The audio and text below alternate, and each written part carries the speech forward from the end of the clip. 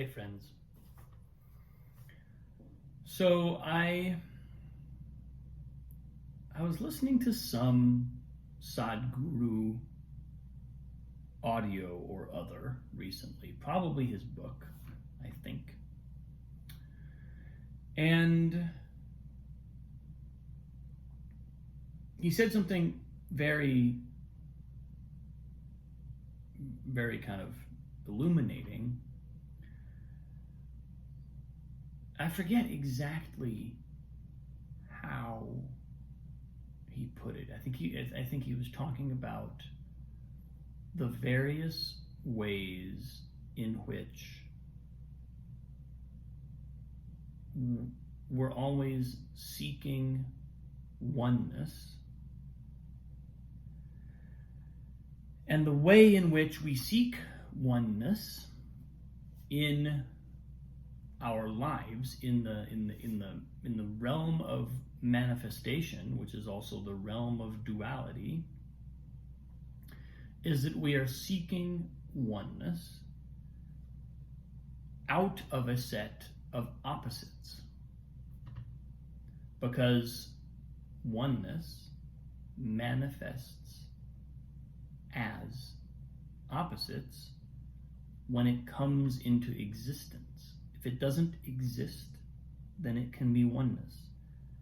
But as soon as there is existence, and it's funny because this dovetails with something that Buckminster Fuller said too. He said, Buckminster Fuller used to say, as soon as there is one, there are two.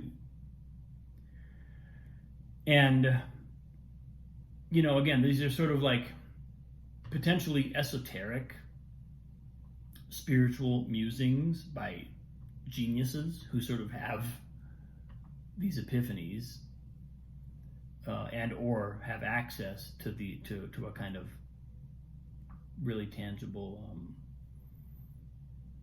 relationship with oneness, with the unmanifest source of being.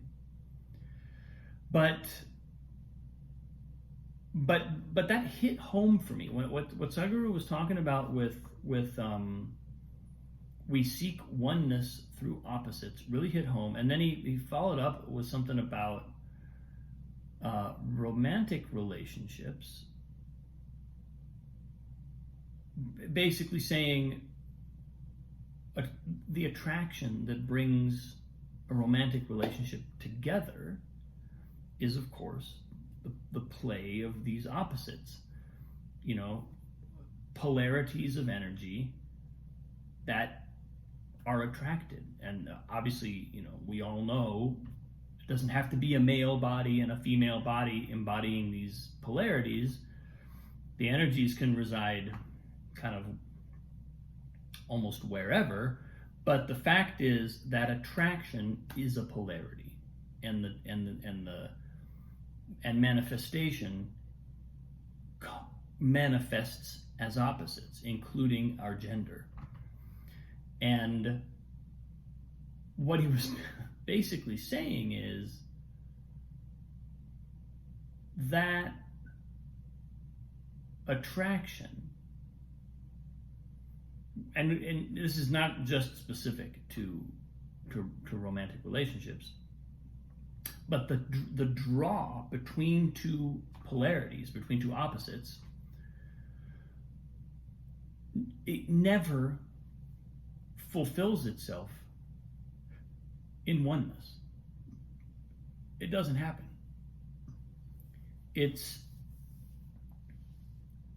And if we kind of like consider the fact that oneness sprang into two, and now the two recognize their loss of oneness, and so they're being pulled back together, but they exist unless they literally were kind of like photo negatives of each other, or these, or like sort of interlocking opposites that could literally dissolve each other back into oneness. Which is not how it works, really. They're just manifestations of opposites that are pulled together.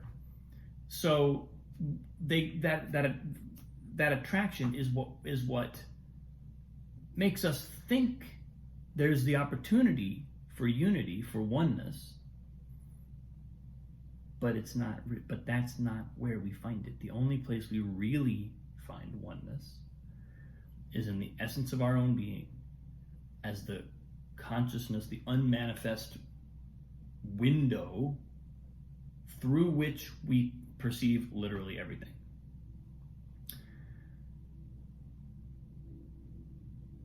And this is significant because as long as we're treating a romantic relationship or any other relationship as one in which the goal is unity, we're barking up the wrong tree. We're never going to be satisfied. And all relationships are going to be frustrating and unsatisfying. And we will have misplaced the focal point of where our oneness even really resides.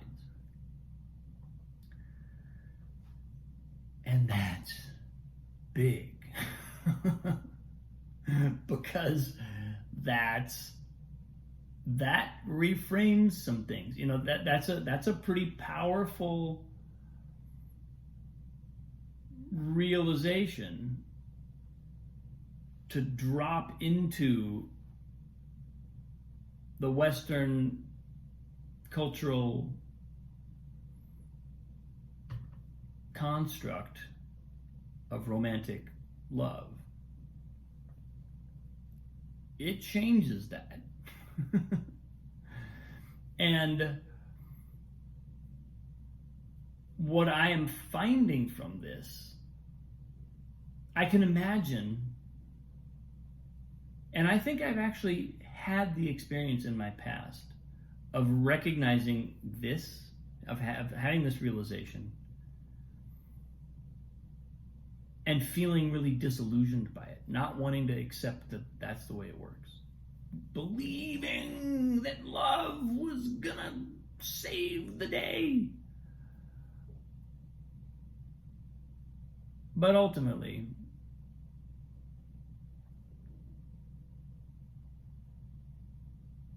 I've sort of made peace with this, and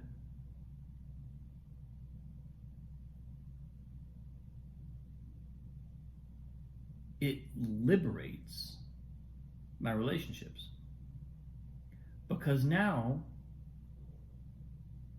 I'm not investing in the relationships out of the illusion that they're gonna bring me oneness. I've spent time with another spiritual teacher years ago who used to call it the promise of perfection. The promise of perfection is our mental, it's our mental construct, our imagined reality of what it would look like to live in oneness. Because we can't imagine oneness. There's no, it's a formless, conceptless ground of source of being. So anything we imagine is not really the thing. But that doesn't stop our mind from projecting something that it thinks might be that, and then imbuing it with all of our longing to reach it. All of our longing to reach oneness now becomes focused on a fantasy, not on oneness itself, not on the actual ground of being, but on this fantasy that is our mind's version of what that's going to look like. Promise of perfection. And the promise of perfection is an eternal MacGuffin.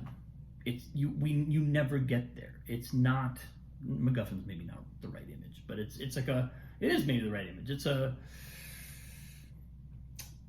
thing we're constantly striving towards, but that doesn't actually exist. And you can imagine if being in relationship means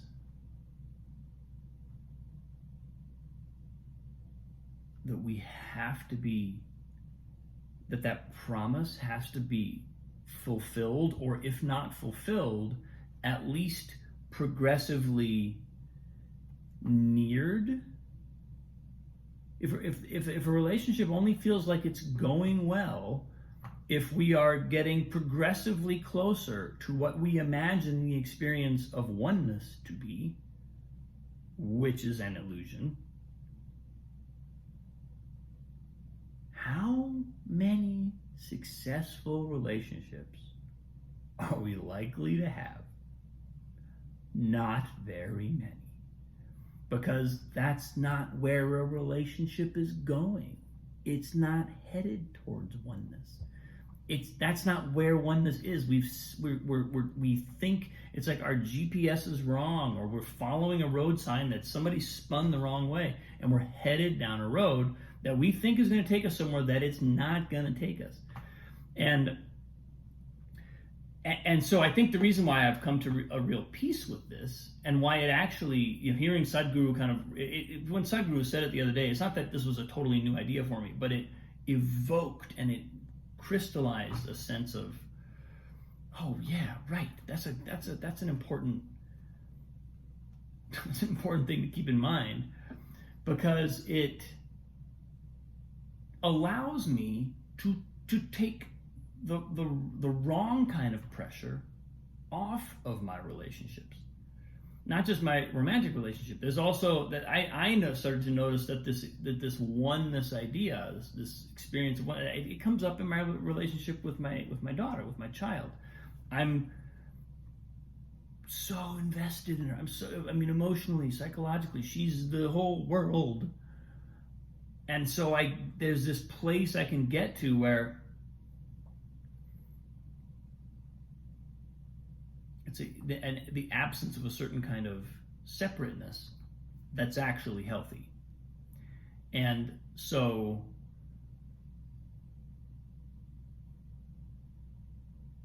this was just a really interesting moment for me to sort of hear Sadhguru's description and then reflect on it a bit and immediately feel like, man, does that take some pressure off a whole bunch of relationships.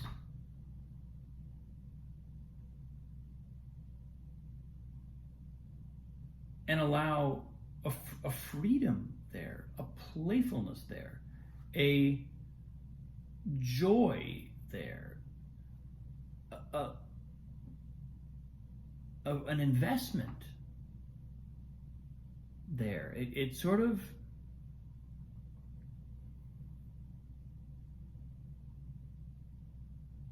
allows me to show up as me in my own cosmic, on my own cosmic journey, in my own self. It reminds me where to look for oneness. It points that laser focus back where it belongs, and all of a sudden it's like dropping a bunch of baggage.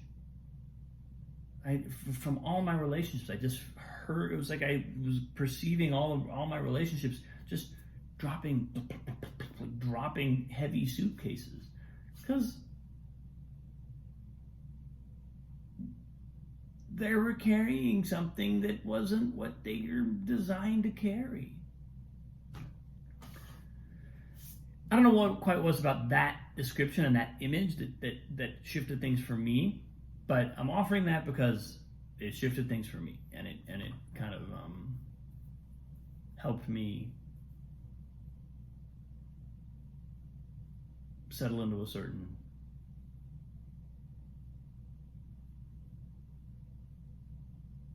It's like security, feet on the ground, not security in the safety sense or the financial sense, but like a kind of integrity. So I was quite grateful for that. Go Sadhguru. Thanks for watching, folks. Appreciate you. So much love. Have a great day. I'll see you tomorrow.